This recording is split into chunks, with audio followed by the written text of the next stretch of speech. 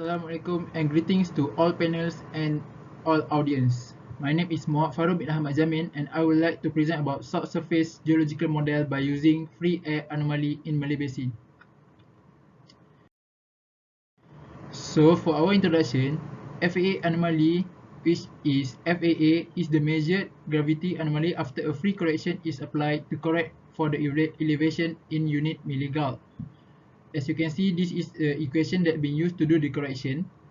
Generally, FAA is used for offshore, which in sea and ocean area, while Bujoy anomaly is used in land area and terrain.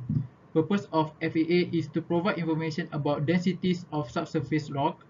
Different rock type have different range of densities, therefore inference about the distribution of strata can be made. Next is to determine subsurface fault, which one of important application of gravity anomaly as fault often have connect rock of differing densities. FA data used in this study is satellite airborne data from EGM 2008 released by the National Geospatial Intelligence Agency NGA in EGM development team. In 1998, Madon and Watt state that the depth approximately ranged between 19 to 23 km in Malay Basin. Next, important of more depth in hydrocarbon exploration is to determine maximum drilling depth of the well and to determine the depth of basin. Our problem statement is the latest published research on FA was in 1998 by using European Remote Sensing Satellite, which called as ERS-1. Is the latest satellite data EGM 2008 has the same features as the previous research. Are there any difference in estimating more depth? Next, for geological setting, in the left figure, as you can see on the red spot is our location of study, which locate at northeastern part of Peninsular Malaysia, and approximate area is around 83,000 km square, and our basin type is intracratonic basin. Thickness of sediment is more than 12 km of Oligocene, and post-Oligocene sediment have filled the basin and 14 km of sediment fill. As you can see, the below figure is about the thickness of sediment that I have mentioned before. Next is our objective. We have three objectives, which the first is to interpret qualitatively the study area through several enhanced maps produced by filters in Oasis Montage. Then to construct 2D class model of FAA data from EGM 2008, and lastly to compare the result of this study based on EGM 2008 with the previous result based on ERS-1 satellite. So for our methodology, firstly we determine the area of study and mark the area of investigation as A, B, C, and D on the Google Earth, which will produce airborne path within the area. Next, we obtain FAA data from EGM 2008. Then we convert each airborne path coordinate from GPS to UTM by using the World Coordinate Converter, which can get just in Google. Next, we import the data into the Oasis Montage and construct the base map. After that, we import FAA data into the base map.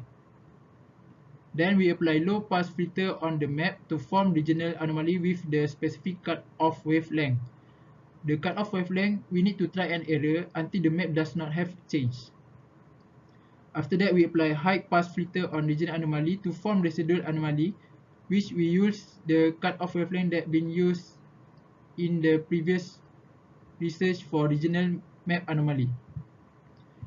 Then we apply horizontal gradient filter to FAA map to form dx and dy grid. Apply formula on dx and dy grid to obtain total horizontal derivative THD. The equation can be applied in the Oasis Montage at the grid map. Okay, next, construct 3D Euler deconvolution enhanced map, and lastly, construct 2D GMC class model. So for our result and discussion, for free air anomaly map, the values of anomaly range from negative 39.5 milligal to 6 milligal, which shows negative anomaly in overall, where it shows the presence of sedimentary basin in the upper class. Next, the result for regional anomaly map. As you can see, there are difference of cut-off wavelength. as I mentioned before, which is 50,000 meter, 100,000 meter, 120,000 meter, 125,000 meter, and 130,000 meter. As you can see, starting from cut-off wavelength of 125,000 meter and cut-off wavelength of 130,000 meter, the map does not have changed anymore. So we conclude that the cut-off wavelength that need to be used is 125,000 meter for the next result. So this is the result for residual anomaly map. To produce the result, we need to use the cut-off wavelength that we got from the regional anomaly. So when we got this residual anomaly map, then we can do to the next result. So for this is result for horizontal derivative map. From the map, the black line is act as a lineament. The lineament was created by comparing the result with the previous study by Tijia in the right figure. There are some similarity lineament that were obtained, such as for Blumont fault, Mesa fault, Dulang fault, and Hinge fault, Hinge line fault. Okay, next. This result for total horizontal derivative map for residual anomaly.